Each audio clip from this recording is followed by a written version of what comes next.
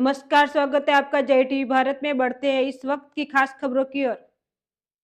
जहां पूरे देश में 80वां स्वतंत्रता दिवस जोश के साथ मनाया जा रहा है, वहीं अहमदाबाद के वासना में स्पर्श एराइज सोसाइटी भी देशभक्ति के रंग में रंगी हुई थी। सोसाइटी के सदस्यों ने राष्ट्रीय त्योहार को धूमधाम से मनाया। स्वतंत्रता दिवस के मौके पर सोसाइटी परिसर में झंडा फहराने का कार्यक्रम रखा गया। जब राष्ट्रीय ध्वज फहराया गया तो पूरा माहौल देशभक्ति के नारों और राष्ट्रगान से गूंज उठा। इस मौके पर बड़ी संख्या में सोसाइटी के सदस्य મારું નામ સૌરીન ગાયસ છે। સ્પર્શ અરાઇઝ વાસણા કોમિટીઓની સામે જે ફ્લેટ છે એનું ચેરમેન છું। ભાવેશભાઈ પટેલ એમાં સેક્રેટરી છે અને ટ્રેઝરર છે હર્ષિલભાઈ શાહ। આપણે 80મા સ્વતંત્ર પર્વ નિમિત્તે આપણે અહીંયા ધ્વજવંદનનો કાર્યક્રમ રાખેલો, જેમાં વૃક્ષારોપણ, બાળકોની વેશભૂષા અને લેડીઝો માટે સંગીત ખુરશી ને બધું આયોજન કરેલો છે। પ્લસ મ્યુનિસિપાલિટી કોર્પોરેટરને બોલાવીને આપણે ધ્વજવંદન કરાયું છે અને જુદી જુદી પ્રવૃત્તિઓ રાખી છે। નાસ્તો કાર્યક્રમ બધું સ્પર્શ અરાઇઝમાં રાખ્યું છે અને રમત ગમતના છોકરાઓ માટે વિવિધ રમત સાધનો પ્લસ વિવિધ રમતો રાખીને પ્રાઇઝીસ બી રાખી છે, જેથી એને પ્રાઇઝ આપી શકીએ।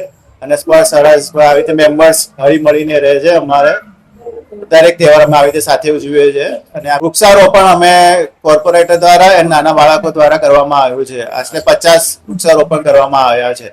મારું નામ હર્ષિલ શાહ, હું સ્પર્શ અરાઇઝ વાસણા અમદાવાદ ખાતે રહેવાસી। અમારા ચેરમેન શ્રી સૌરીનભાઈ કાયસ્થ તથા સેક્રેટરી શ્રી ભાવેશભાઈ પટેલ તથા અમારા અમે સૌ સભ્ય કમિટી મેમ્બર્સ જેમનો પૂરો સાથ અને સહકારથી આજે 80મો સ્વતંત્ર દિવસ અમે બધાએ સાથે મળીને ઉજવ્યો, જેમાં વૃક્ષારોપણનો કાર્યક્રમ, ધ્વજવંદન અને વંદે માતરમનું ગીત બધું અહીંયા અમે આજે આયોજન કરેલું હતું, જેમાં કોર્પોરેટર શ્રી તથા તેમના જે પણ મહામંત્રી સભ્યો બધા આજે હાજર રહ્યા અમારી સાથે।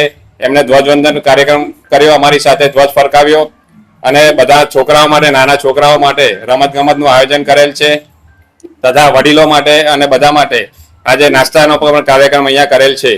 અહીંયા અમે બધા સૌ સાથે મળીને હળી મળીને રહીએ છીએ। સ્પર્શ અરાઇઝના સભ્યોને સ્વતંત્ર પર્વ નિમિત્તે શુભકામના પાઠવીએ છીએ। અમારા વાસણાઓના કાઉન્સિલો ચારે ચાર સાથે આવ્યા છે। આપણાને આઝાદી એમને નથી મળી, આઝાદી મળી છે। આપણે એ પર્વને સર્વ બધા સાથે ઉજવીએ છીએ અને આપણે આ પર્વ અખંડ ભારત માટે મહેનત કરવાની છે। અત્યારે આપણો ભારત દેશ ખંડિત છે, તો અખંડ ભારત માટે આપણે મહેનત કરવી છે। 2050 સુધીની અંદર આપણા નરેન્દ્રભાઈ મોદી સાહેબ અખંડ ભારત માટે પ્રયત્ન કરી રહ્યા છે અને અખંડ ભારત બનશે એવો 100% બધા પ્રજાનો અને આપણા વીર જે થઈ ગયા શહીદ એમનો પણ આપણે એમને ભૂલાય નહીં ને એમને સાથે આપણે મળીને અખંડ ભારત બનાવવા માટે પ્રયત્ન કરશું।